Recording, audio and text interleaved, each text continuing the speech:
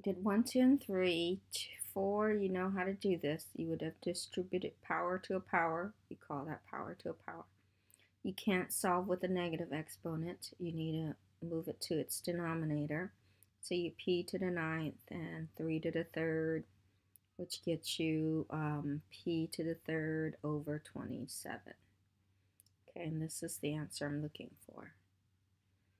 And this here you would distribute first, and these are all the answer when you distribute, right? And then you add all the one with the same base, p, that gets you p to the second, and the r to the fifth, and r to the third gets you r to the second. Now 2 has an exponent of 1, so it stays in the numerator.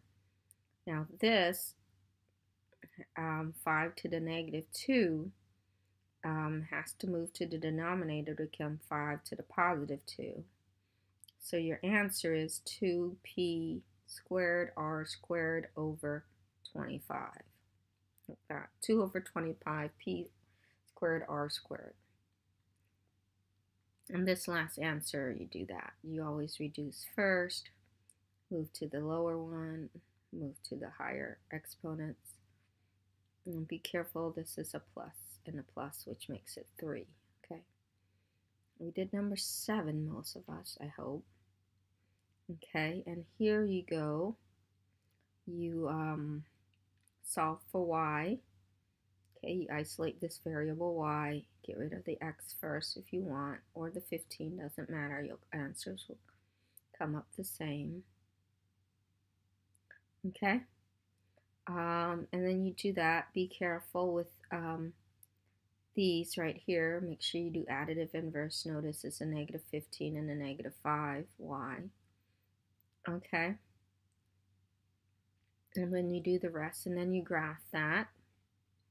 Okay, you graph it negative 5, up 4, over 5, up 4 over 5, and then the other way,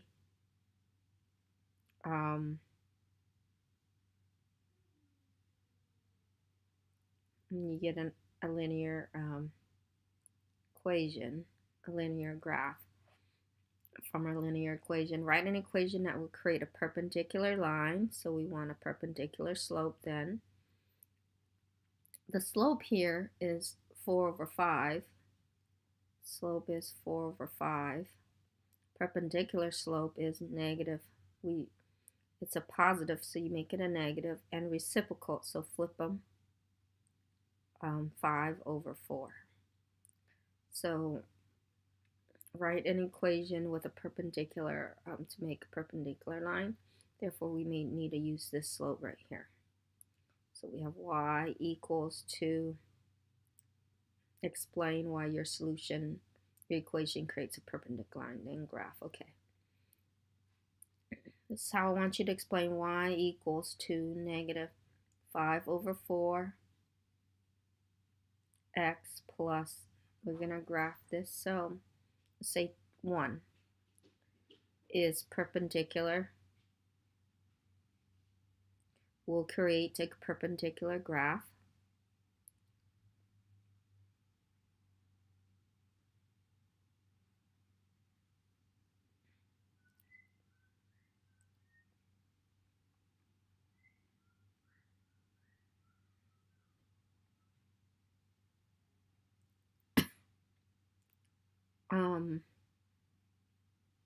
Because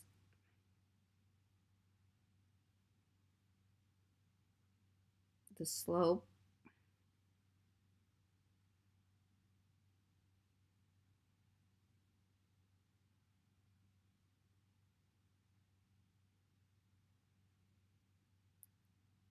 because the perpendicular, because the slope of 4 over 5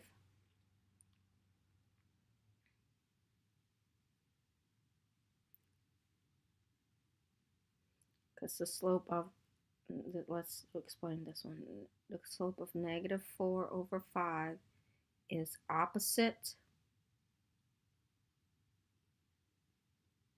and reciprocal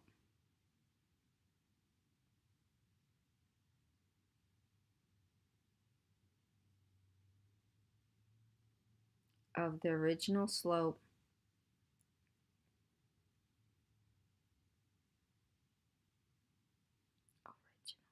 I hope I spell it right, 4 over 5, okay?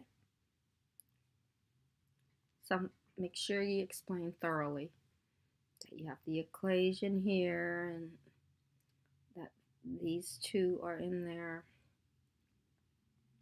And then you graph it. I graph at 1,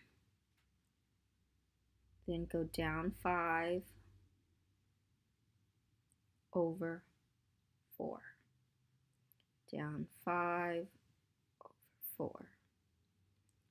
Go the other way, up 5 over 4. And then up, not enough room. Oops.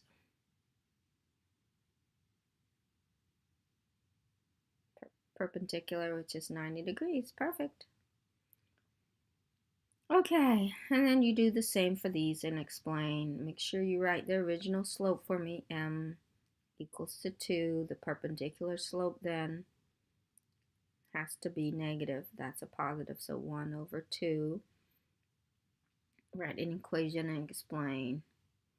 Again, write the original slope of 1/3. And the perpendicular slope then is a negative. This is a positive, therefore its perpendicular is negative 3 over 1, or just 3x, negative 3x. And then you graph it. Okay. Find all missing angles. So you want to find all missing angles. All right. This is a supplementary. It's side by side. Uh-oh. It's supplementary. It's side by side. So you write, make it equal to 180. Where these ones are congruent, notice these are the same angles. So we write the congruent symbol and solve that. Okay, like that. Okay, let's solve this. So 5x minus